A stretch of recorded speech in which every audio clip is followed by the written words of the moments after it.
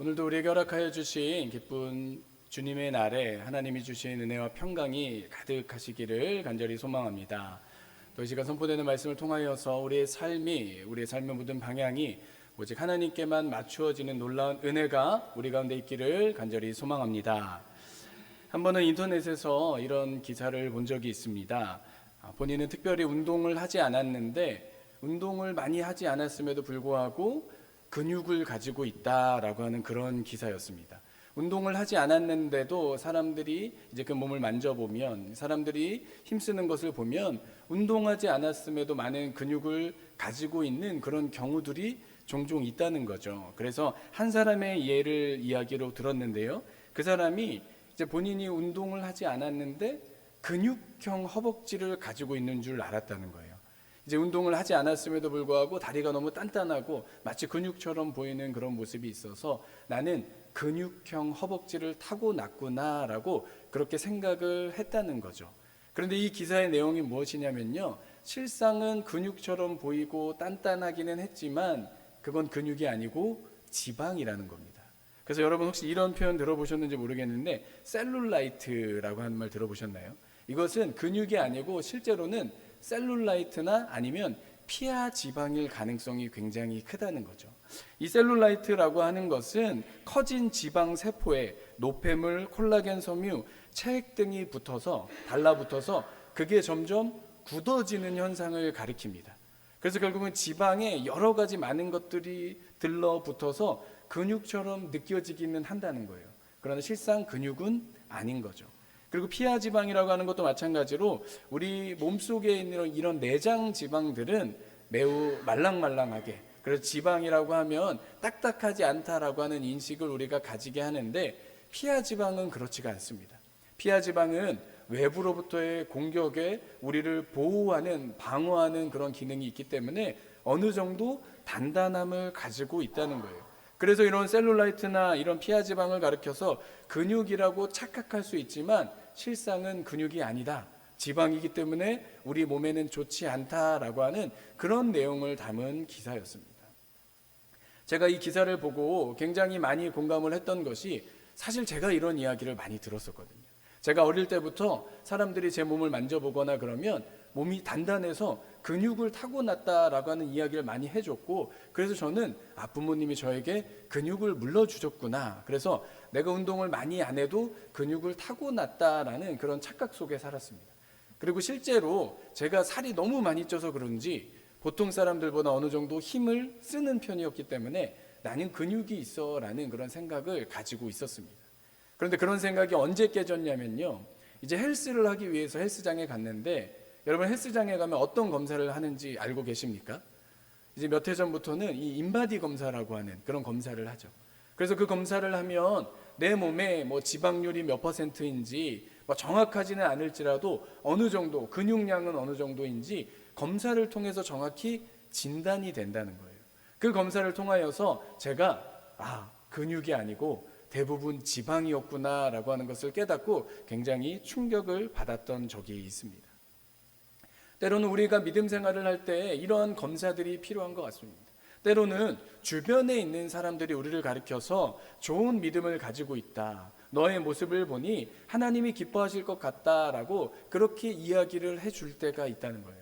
그리고 때로는 우리 스스로의 모습을 바라볼 때 나는 주의를 잘 지키고 나는 나의 삶에서 하나님을 생각하는 시간이 있고 기도하는 시간이 있기 때문에 많은 헌금을 드리기 때문에 하나님께서 나의 삶을, 나의 믿음을 기뻐하시지 않을까라는 그런 생각 속에 우리가 살아갈 때가 있다라고 하는 것이죠.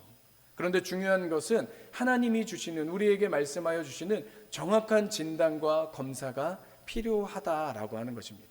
그것이 바로 우리가 잘 알고 있는 것처럼 하나님의 말씀 앞에 우리의 모습을 돌아볼 때, 말씀으로 우리를 진단할 때 우리는 우리의 믿음이 바른 믿음인지, 우리의 믿음이 과연 하나님을 기쁘시게 하는지 정확히 진단할 수가 있습니다. 그렇기 때문에 우리에게 말씀이 필요하고요, 언제나 말씀을 통하여서 우리의 삶을, 우리의 믿음을 점검할 때 우리는 하나님이 원하시는 온전한 믿음의 모습대로 말씀의 제목처럼 바른 믿음으로 살아가게 되는 줄로 믿습니다. 그 누구보다 말씀을 가까이 하시고 그 말씀 앞에 우리의 삶을 점검할 수 있는 은혜가 우리 가운데 있기를 간절히 소망합니다. 오늘 우리에게 주시는 말씀에 보시면요, 한 사람이 달려와서 예수님께 질문을 던지며 말씀이 시작되고 있습니다. 우리가 공간복음이라고 이야기를 하잖아요. 이 사복음서의 말씀을 통하여서 여러 각도에서 말씀을 살펴볼 수가 있습니다. 그런데 이 누가복음에서는요, 이 사람을 가리켜서, 마가복음에서는 한 사람으로 기록하지만 누가복음에서는 한 관리, 한 관원이라고 이야기를 합니다. 유대인 관원이었다라고 하는 것이죠. 그리고 마태복음에서는 이 사람을 가리켜서 청년이라고 이야기를 하고 있어요. 그래서 이러한 기록들을 통하여서 이 사람이 청년이고 관리였고 그리고 매우 부유한 사람이었다라고 하는 것을 우리는 종합적으로 판단해 볼 수가 있습니다. 이 사람이 달려와서 예수님께 꿇어 앉아 묻자오되, 예수님께 꿇어 앉아서 예수님께 질문을 던지고 있습니다. 이 사람은 예수님을 만나보고 싶은 마음이 매우 간절했던 사람입니다. 예수님 앞에 나와서 내가 꼭 전하고 싶은, 내가 예수님께 꼭 확인하고 싶은 그런 질문이 있는데, 그것은 바로 너무나도 중요한 질문이기 때문에 이 중요한 질문을 통하여서 하나님께서 나에게 원하시는 모습이 옳은 모습인지, 내가 잘 살아가고 있는지, 내가 구원받을 만한 그런 사람인지를 확인해 보고 싶었던 그런 마음이 있었던 것입니다. 그렇기 때문에 이 사람이 예수님께 달려와서 그곳에 꿇어앉아 질문을 던지고 있습니다. 우리가 믿음 생활을 할 때 이러한 모습이 우리에게도 매우 필요한 것 같습니다. 우리가 하나님 앞에 달려 나아가는 그런 마음의 자세들, 우리가 하나님께 나아가 하나님께 질문하고 하나님의 말씀 앞에 우리의 모습을 돌아보고자 하는 그런 간절한 마음들이 필요하다라고 하는 것이죠. 여러분, 오늘 주일 예배 나아올 때 어떤 마음을 가지고 이곳 가운데 나아오셨습니까? 우리가 매주일 드려지는 예배를 통하여서 하나님을 기대하는 마음, 하나님 앞에 우리의 삶을 올려드리고 우리의 삶을 점검하고 싶은 그런 마음으로 나아오셨습니까? 아니면 그냥 습관적으로 우리가 늘 드리는 예배이기 때문에 그냥 일상적으로 나아오시지는 않으셨습니까? 우리의 마음 가운데, 우리의 신앙 가운데 하나님을 향한 간절함이 더 커져 갈 수 있기를 바랍니다.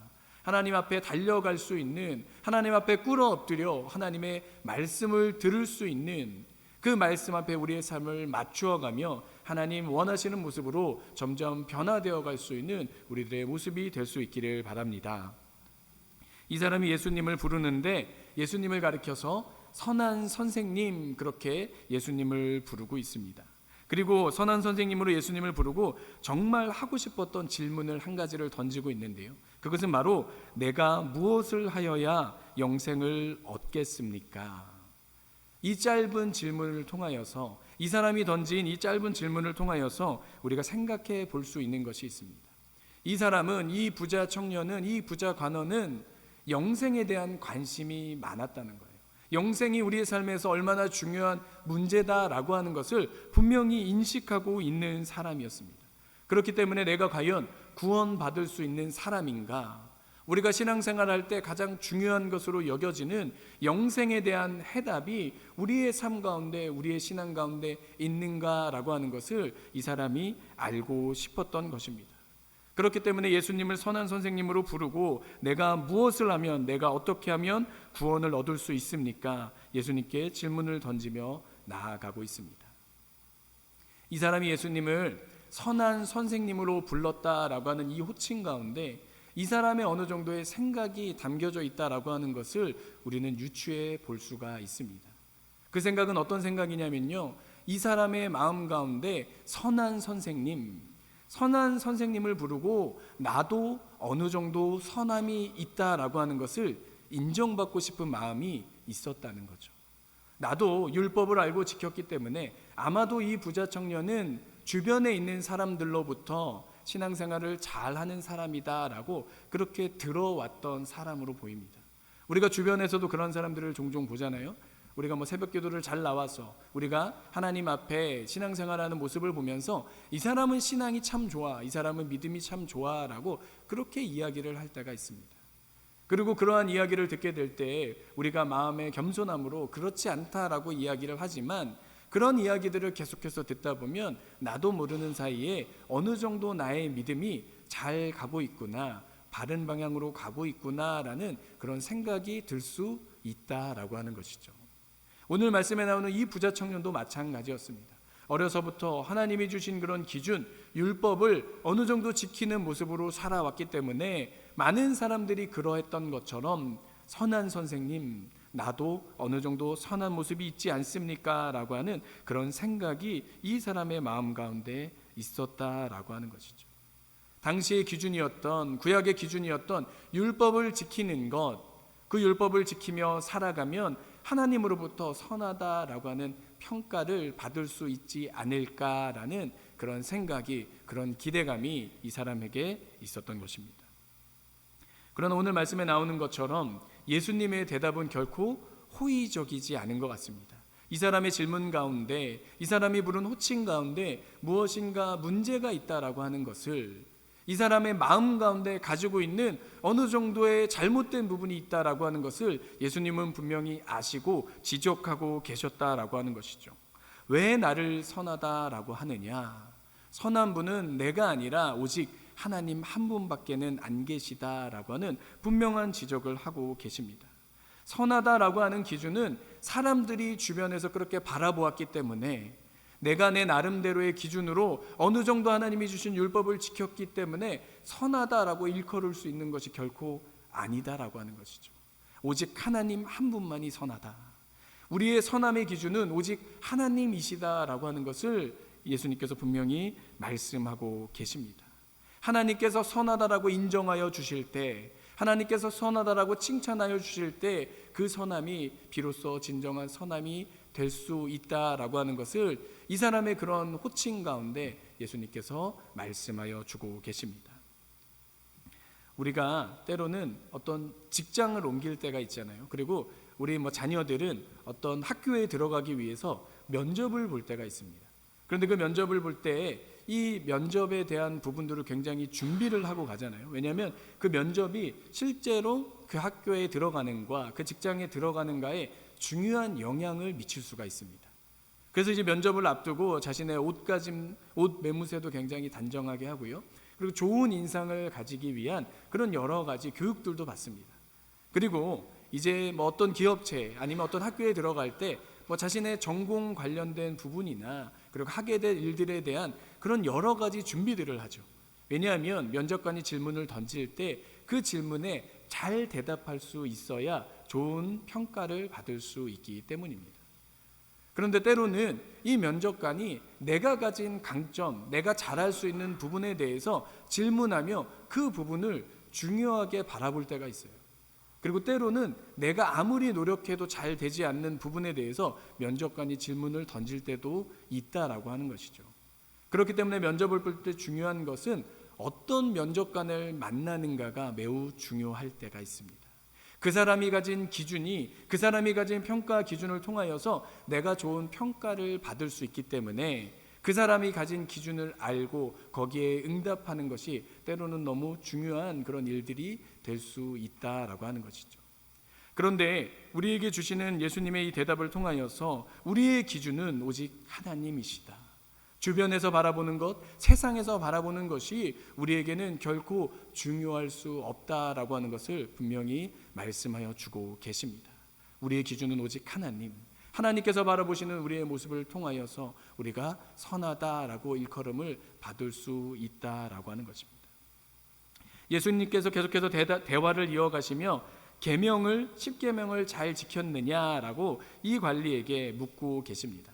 그리고 오늘 말씀에 나오는 것처럼 살인, 간음, 도둑질, 거짓 증언, 부모 공경과 같은 그러한 계명들을 잘 지켰는지를 예수님께서 묻고 계십니다. 우리가 잘 아는 것처럼 10계명은 하나님과의 관계에 대한 그런 앞부분의 내용과 뒷부분에 나오는 사람과의 관계에 대한 그런 계명들이 있습니다. 그런데 오늘 말씀에 사람과의 관계에 대한 그런 후반부 부분을 말씀하고 계시다는 거예요. 그리고 이 사람이 당연스럽게 자신만만하게 대답합니다. 선생님이요, 이것은 내가 어려서부터 다 지켰나이다. 어려서부터 나는 율법을 잘 알고 있었고 그 율법을 어느 정도 지켜내고 있었습니다 라고 그렇게 대답을 하고 있습니다. 제가 이전에 살던 그런 동네에 이제 근처에 가면요, 차를 타고 한 5분 정도만 가면 큰 축구장을 가지고 있는, 그런 사람들이 산책하고 달릴 수 있는 트랙을 가지고 있는 그런 체육공원이 굉장히 잘 되어 있었습니다. 그래서 제가 몇 번 이 가족들과 이 체육공원에 간 적이 있었는데, 그 체육공원에 가서 굉장히 놀라운 광경을 한 가지를 목격을 했어요. 그것은 무엇이냐면, 그때 당시에 저희 아들이 초등학생 정도의 나이인데, 이제 제 아들과 비슷한 또래의 어떤 한 꼬마가 아빠와 같이 운동을 하기 위해 체육공원에 나왔습니다. 그리고 이제 축구공을 가지고 유니폼을 입고 나와서 그 공을 가지고 마치 축구 연습 훈련을 하는 것 같은 그런 모습을 지켜보았는데, 여러분, 축구 트래핑이라고 해서 공을 바닥에 떨어뜨리지 않고 뭐 발로 아니면 몸으로 이렇게 이제 계속해서 튀어 오르게 하는 그런 이제 연습들이 있는데, 이 꼬마 아이가 그 축구 트래핑을 너무 잘하는 거예요. 공이 거의 바닥에 떨어지지 않을 정도로 너무나도 능숙하게 해서, 우와, 어떻게 저렇게 어린 아이가 저렇게 잘할 수 있을까라고 하는 그런 호기심이 생겼습니다. 그래서 제가 넋을 놓고 잠시 이렇게 바라보고 있었나 봐요. 그러니까 주변에 지나가던 어떤 사람이 저한테 이제 그런 이야기를 들려주었습니다. 이 꼬마 아이가 어릴 때부터, 지금보다 훨씬 더 어리던 그런 뭐 4살, 5살 때부터 매일같이 이곳에 와서 그렇게 공을 가지고 놀았다는 거예요. 매일같이 공을 가지고 놀면서 그 연습들을 하니까 매우 작은 어린 아이임에도 불구하고 그 일을 거의 전문가 수준으로 능숙하게 잘 해낼 수 있다라고 하는 그런 설명이었습니다. 어려서부터 무엇인가에 정통한다라고 하는 것은, 어려서부터 어떤 일에 관심을 가지고 시간을 들인다라고 하는 것은 그 나이와 상관없이 이 일들을 잘 해낼 수 있다, 그 일이 거의 전문가 수준에 이르를 수 있다라고 하는 것을 우리에게 이야기해 주고 있습니다. 이 말씀에 나오는 이 사람이 그랬다는 거예요. 어려서부터 율법을 잘 알았습니다. 저는 그 율법을 잘 알고 율법을 잘 지키는 사람이었습니다 라고 예수님께 자신만만하게 대답을 하고 있습니다. 그렇기 때문에, 율법을 잘 알았기 때문에, 율법을 잘 지켰기 때문에 사람들이 소위 이야기하는 온전한 믿음의 모습대로 여태까지 살아왔기 때문에 나에게 나의 삶의 모습 가운데 구원받을 수 있는 모습이 있지 않습니까? 예수님께 질문을 던질 때도 선한 선생님, 이 정도면 나도 선한 모습이 있지 않습니까? 내가 어려서부터 율법을 알고 지켰다면 나에게 구원받을 만한 그런 모습들이 남아있지 않습니까? 라고 하는 그런 마음으로 예수님께 질문을 던지고 있다라고 하는 것이죠. 이 질문을 예수님께서 들으셨을 때, 그리고 주변에 있는 많은 사람들이 들었을 때, 사람들의 기준으로는 이 사람이 생각하는 모습이 맞는 이야기입니다. 어려서부터 율법을 지키고 하나님의 계명을 지키기 위해 노력하고 어느 정도 신앙의 모습들을, 형식들을 갖추고 있었기 때문에 그 사람에게 구원받을 수 있는 모습이 있지 않을까. 다른 사람들에 비교해 보았을 때 그 누구보다 구원에 가까운 사람이 이 사람이 아니었을까라고 그렇게 생각할 수 있었습니다. 그러나 예수님의 대답은 아니라고 하는 것입니다. 예수님의 기준에서는 아니라고 하는 것입니다. 왜냐하면 하나님의 기준으로 바라볼 때 구원받을 만한 모습이 이 사람 가운데 있지 않았기 때문입니다. 예수님께서 이어지는 질문을 통하여서 그것을 지적하고 계십니다. 너에게 한 가지 부족한 것이 있다. 너에게 한 가지 부족한 것이 있는데 그것을 행할 수 있다면 너에게 구원이 임할 것이다 라고 하는 그런 의미를 담고 있습니다. 그 한 가지 것, 그것은 바로 너의 가진 모든 재산을 다 팔아서, 모든 것을 다 팔아서 가난한 사람들에게 나누어 주어라. 이 사람이 부자로 나오는데 많은 재물이 있다라고 그렇게 성경이 기록하고 있는데 그 많은 재물을 버릴 수 있어야 한다라고 하는 것이죠. 이 부자 청년이, 이 사람이 그 이야기를 듣고 슬픈 기색을 띠며 근심하며 물러가게 됩니다. 이 사람은 예수님께 나아오고자 하는 간절한 마음이 있었고요. 그 마음으로 예수님께 나와 꿇어 엎드려 자신이 궁금해하는 말을, 그 질문을, 중요한 질문을 예수님께 던져드렸습니다. 그리고 예수님께서도 분명하게 이 사람이 궁금해했던, 이 사람이 알기를 원했던 그에 대한 확실한 대답을, 응답을 해 주셨습니다. 그런데 그에 대한 대답이 들려왔지만 그 대답대로 할 수 없다라고 하는 것을 깨달았다는 것이죠. 이 사람이 매우 지킬 수 지키기 어려운 것, 이 사람이 가장 내려놓기 힘든 것, 그것은 바로 이 사람이 평생 누리며 살아왔던 그런 많은 재물이었습니다. 이 사람이 재물을 통하여서 많은 재산을 가지고 누려왔던 많은 편안한 삶의 모습이 있었기 때문에 그 모습을 통하여 자기 자신이 기뻐하고 자기 자신이 누려왔던 것들이 있는데 그것을 내려놓아야 한다, 그것을 포기해야 된다라고 이야기할 때 이 사람은 결코 그 일을 쉽게 대답할 수 없었던 것입니다. 이 사람이 너무나 소중히 여겨왔던 것이 있었기 때문에, 예수님의 말씀보다, 예수님의 명령보다 더 중요한 것이 있었기 때문에 그렇게 행할 수 없었던 것이죠.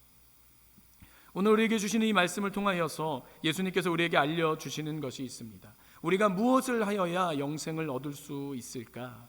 우리가 두 가지 사실을 반드시 기억할 수 있기를 원합니다. 첫 번째로, 영생을 얻는 기준은 오직 하나님의 기준에 있다는 것입니다. 우리가 주변의 사람들이 바라보는, 주변의 사람들이 생각하는 그런 기준이 하나도 중요하지 않다는 거예요. 사람들이 바라보는 좋은 믿음에 대해서 이야기를 해도 그 모든 것들이 중요하지 않다라고 하는 것입니다. 오직 하나님께서 생각하시는, 하나님께서 말씀하여 주시는 그 기준에 맞추어서 우리가 살아가야 한다라고 하는 것, 하나님께서 말씀하여 주시는 그런 영생의 기준을 우리가 붙들고 살아갈 때에만 하나님께서 말씀하여 주시는 영생과 참 생명을 얻을 수 있다라고 하는 것을 우리가 기억할 필요가 있습니다. 때로는 세상이 우리에게 많은 이야기를 들려줄 때가 있습니다. 세상에서 교회에 대해서도 이렇게 살아야 된다라고 우리에게 이야기를 하고 참견을 할 때가 많아요. 그러나 우리가 하나님의 말씀의 기준을 분명히 붙들고 있다면 세상에서 이야기하는 이야기에 흔들리지 않고 오직 하나님의 말씀대로만, 하나님의 기준대로만 살아가게 될 줄로 믿습니다. 두 번째로, 우리가 무엇을 하는 행위에 구원이 있지 않다라고 하는 것을 기억하실 수 있기를 바랍니다.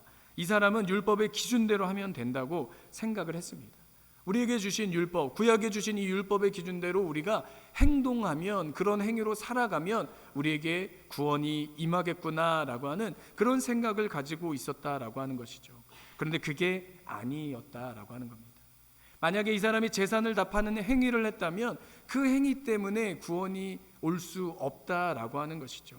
왜냐하면 재산을 팔고 안 팔고의 그 행위에 중요한 것이 있는 것이 아니고 우리의 마음 가운데 있는 것에 의해서 이 재산을 팔 수 있는지, 재산을 내려놓을 수 있는지, 내가 소중하고 중요하게 여기는 그 모든 것들을 내려놓을 수 있는지가 결정되기 때문입니다. 결국 그 마음이 중요하다라고 하는 것이죠. 그 마음 가운데, 우리의 마음 가운데 하나님이 가장 큰 기준이 되는 것이 가장 중요한 일입니다. 이게 구원의 가장 큰 열쇠가 된다라고 하는 것이죠. 우리가 예수님을 가리켜서 주님이라고 부르잖아요. 주님이라고 하는 고백, 주님이라고 하는 것은 예수님이 나의 삶의 주인이 되신다라고 하는 고백입니다. 예수님이 나의 삶의 가장 중요한 분이시기 때문에 예수님이 우리에게 원하시는 것 외에 다른 어떤 것도 예수님을 앞설 수 없습니다. 다른 어떤 것도 예수님이 주시는, 예수님이 원하시는 삶의 모습을 방해할 수 없다라고 하는 그런 믿음의 고백이다라고 하는 것이죠. 예수님께서 오직 나에게 가장 중요한 분이 되셔서 나의 삶의 가장 중요한 방향과 모든 것을 이끌어 가실 수 있습니다라고 하는 그런 고백들, 예수님이 아닌 다른 주인들은, 예수님이 아닌 다른 중요한 것들은 내가 계속해서 한 가지 한 가지 내려놓겠습니다라고 하는 그런 고백이 나의 주님이라고 하는 고백입니다. 우리가 잘 아는 사형리의 내용을 보시면요, 그러한 예화가 있죠. 이 사형리의 예화를 보시면 우리가 의자에, 우리 마음속에 의자가 있는데 그 마음속의 의자에 누가 앉아 계시는가, 결국 그 앉아 계시는 분이 우리 삶을 이끌어가는 이유가 된다라고 하는 그런 의미를 담고 있습니다. 그런데 대부분의 사람들은 그 의자 위에 누가 앉아 있습니까? 그 의자 위에 바로 내가 앉아 있어요. 내가 앉아서 내가 원하는 대로, 내가 하고 싶은 대로 살아가는 것이 우리의 인생이 된다라고 하는 것이죠. 때로는 내가 아닌 우리 자녀가, 때로는 내가 소중하게 여기는 다른 가치들이 그 의자에 앉아 있을 때가 있습니다.